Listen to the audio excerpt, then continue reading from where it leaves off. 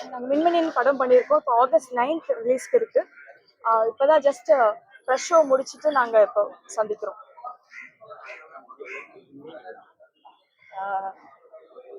Same தான், but உங்கள் feedback எல்லாம் கேட்கும்போது ரொம்ப சந்தோஷம்.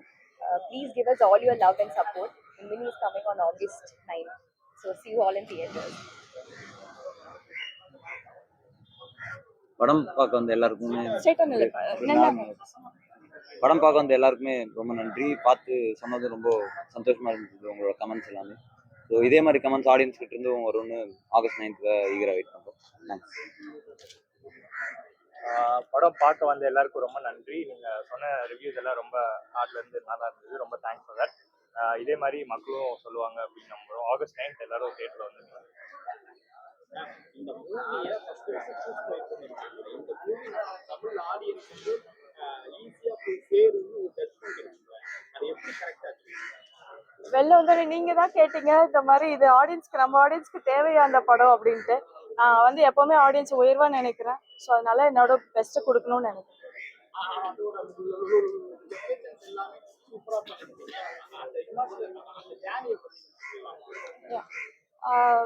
இந்த படம் பார்க்கும்போது செகண்ட் ஆஃப் எஸ்பெஷலி யாருமே இந்த மாதிரி இந்தியன் ஹிமாலயாஸை காமிக்கல.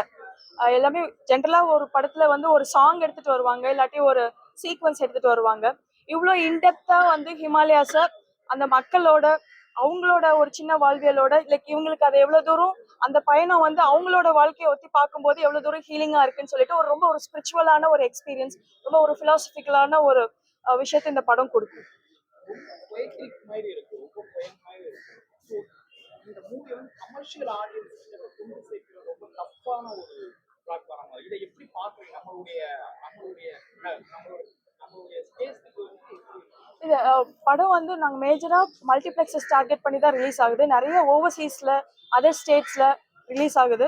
ஸோ இது வந்து ஆல்ரெடி படத்துக்கு வந்து ஒரு நிறைய எக்ஸ்பெக்டேஷன்ஸ் இருக்கிறத பார்க்குறோம். நாங்கள் ரொம்ப கம்மியான விளம்பரத்திலே வந்துட்டு இவ்வளோ தூரம் ஒரு எக்ஸ்பெக்டேஷன்ஸ் வந்து நீங்கள் புக்கிங் சைட்ஸ்லலாம் எடுத்து பார்த்தா உங்களுக்கு தெரியும் எத்தனை பேர் வந்துட்டு இதுக்கு லைக் கொடுத்துட்டு அந்த நோட்டிஃபை ஆகிறதுக்காக வெயிட் பண்ணிட்டு இருக்காங்கன்ட்டு புக்கிங்ஸ் ஓப்பன் ஆகிறதுக்கு.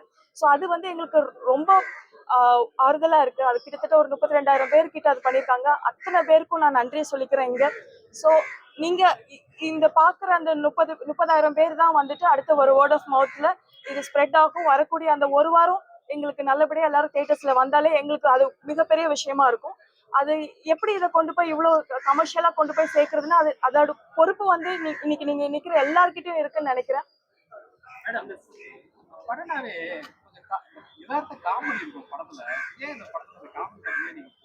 ஏன்னா இந்த கேரக்டர் என்ன கோ த்ரூ பண்றாங்கன்னு இருக்குல்ல சார், அது இன்டெப்தா போறப்ப நம்ம நடுவில் நிறுத்தி காமெடி பண்ண முடியாது.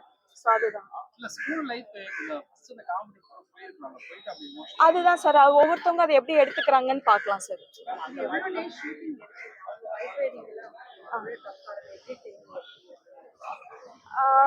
இவங்க ட்ரைனிங் கிட்டத்தட்ட ஒரு மாசமா அவங்க சீக்கிரம் கத்துக்கிட்டாங்க. அவங்க எங்கெங்க போனாங்களோ அங்கெல்லாம் அவங்களுக்கு ஒரு ட்ரெயினர் கொடுத்து விட்டு அந்த மாதிரி தான் பண்ணாங்க. ப்ளஸ் நான் இந்த இடத்துல இந்த பொண்ணு என்னன்னா இவங்க ரொம்ப சின்ன ஸ்மால் பில்ட் இல்லை, அப்படி இருக்கிறப்ப அந்த ஒரு 220 kg பைக்கை வந்து அவங்க ஹேண்டில் பண்ணது தைரியமா. எந்த பொண்ணு வந்து இவ்வளவு தைரியமா வந்து நல்ல பிஎம்ஐ இருக்கிற பொண்ணே பாத்தீங்கன்னா ஸ்ட்ராங்கா இருக்கிற பொண்ணுங்களே பார்த்து அது அவ்வளோ பைக் ஸ்கூட்டி ஓட்டுறதுக்கே ரொம்ப இது பண்ணுவாங்க. இதுக்கு முன்னாடி நான் ஒர்க் பண்ணதுலாம். ஸோ இந்த பொண்ணு வந்து லைக் அவ்வளோ தூரம் தைரியமா ஹேண்டில் பண்ணது ரொம்ப, இந்த இடத்துல இந்த பொண்ணுக்கு நான் ரொம்ப நன்றி சொல்லிக்கிறேன்.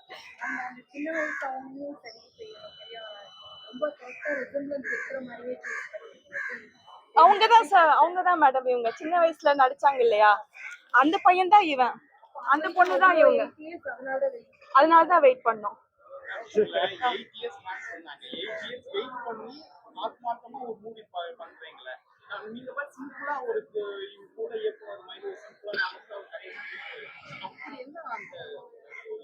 ஒரு சில பேருக்கு ஒரு விஷயத்துக்கு இந்த படத்தால கடத்த முடியும்ல சார். நீங்க இன்டர்வல் முடிச்சுட்டு அந்த செகண்ட் ஹாஃப் போறப்ப என்ன மாதிரியான ஒரு விஷயம் உங்களுக்கு எக்ஸ்பீரியன்ஸ் பண்ணியிருந்தீங்கன்னா, ஸோ அந்த ஒரு விஷயத்துக்காக தான் சார் இது. அவங்க தான் இவங்க அப்படின்ட்டு நிச்சயமா அது நிறைய பேர்த்துக்கு அது வந்து ஒரு கூஸ் பம்ப்ஸ் மொமெண்டா இருக்கும்னு நினைக்கிறேன். ஸோ அதை கடத்துறதுக்காக எத்தனை வருஷம் வேணாலும் வெயிட் பண்ணலாம் அப்படின்னு நினைச்சிருக்கேன். ட்ரிங்க்ஸ் சாப்பிட்ற மாதிரி ஒரு கேஷுவலான பார்வை. ஸோ அது வந்து ஒரு பைக் ரைடர் வந்து சாப்பிடும்போது அது கொஞ்சம் பார்க்கும்போது இன்னும் அப்படி ஃபீல் வரும். இப்போ எல்லா மூவியுமே ஏதோ ஒரு சீன் வைக்கிறாங்க.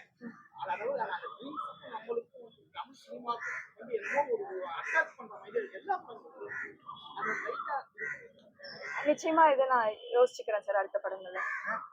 பாய்ஃபுட் படத்துக்கும் அந்த படத்தோட எக்ஸ்பீரியன்ஸ் மின்மினி பட எக்ஸ்பீரியன்ஸ் வித்தியாசம் என்னங்கிறது நிச்சயமா மக்கள் பார்த்து சொல்லணும் சார். ஏன்னா பாய்ஹுட்டோட டைரக்டரோட அவங்களோட ஓன் சைல்டே வச்சு எடுத்தாங்க. அஹ் அது வந்து நான் வந்து டாக்குமெண்ட் பண்ணல. ஒரு ஒரு குழந்தை வந்து எப்படிலாம் வளர்றாங்க அப்படின்னு டாக்குமெண்ட் பண்ணி ஒரு ரியாலிட்டி ஷோ நான் பண்ணல.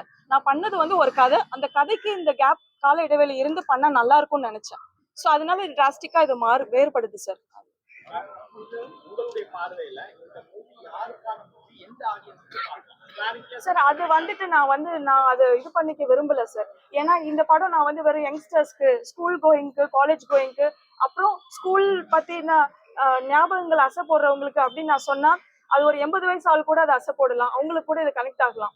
ஸோ அதனால இது எல்லாருக்குமான படம் அப்படிங்கிறது தான் இங்க நான் சொல்லிக்கிறேன். இப்போ நிறைய கமர்ஷியல் மூவிஸ் அப்படி வர நேரத்தில் இந்த மாதிரி ஒரு அப்படின்னு என்ன இன்ஸ்பைரிங்? இது கமர்ஷியல் ஆகணும்னு ஆசைப்படுறேன் மேம். ஆர்ட் வந்து காமர்ஸ் தொடணும். அப்பதான் நாங்க இன்னும் நிறைய படங்கள் இந்த மாதிரி பண்ண முடியும். ஸோ கமர்ஷியல் டெம்ப்ளேட்டா ரசிச்ச ஒரு விஷயத்த ஒரு ஃபார்முலாவே நாங்க திருப்பி கொடுத்து சளிப்படைஞ்ச விஷயம் நாங்களும் ஆகி நாங்க பண்ண விரும்பல. ஸோ இதை பண்ற இது கமர்ஷியலைஸ் ஆகுங்கிற ஒரு ஆசையில நாங்க இதை பண்ணியிருக்கோம்.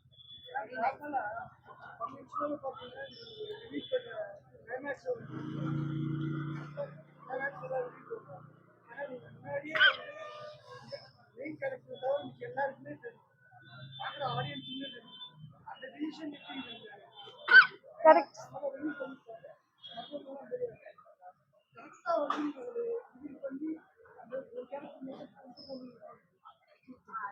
ஆமா சார், அதுதான் இந்த படத்தை யூனிக்கா இருக்கும்னு நினைக்கிறேன். ஏன்னா நம்ம அந்த கேரக்டரோட டிராவல் பண்றோம். லோ ஆடியன்ஸ்க்கு தெரிஞ்சிருந்தாலும் ஒரு கேரக்டர் வந்து எப்படி அதுக்கு ரெஸ்பாண்ட் பண்ணுது, ஒரு கேரக்டர் இன்னொரு கேரக்டர் எப்படி ஹீல் பண்ணுதுன்னு நம்ம பார்க்க போறோம். ஸோ அந்த ஜேர்னியை நம்ம அதை நம்பிதான் நம்ம பண்றோம். அந்த ஆடியன்ஸோட அதை கனெக்ட் ஆகும் அப்படிங்கிற நம்பிதான் அதை நம்ம பண்றோம். ரஹ்மான் சார் பாக்குறேன்னு சொல்லியிருக்காரு சார்.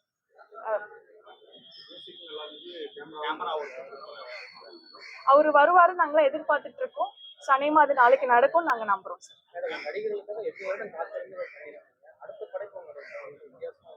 நீங்க கொடுக்குற ஆதரவு வச்சுதான் சார் என்னோட அடுத்த படமானது இருக்க போகுது. இல்ல சார், வித்தியாசமான படம் கமர்ஷியலா இருக்கும் சார்.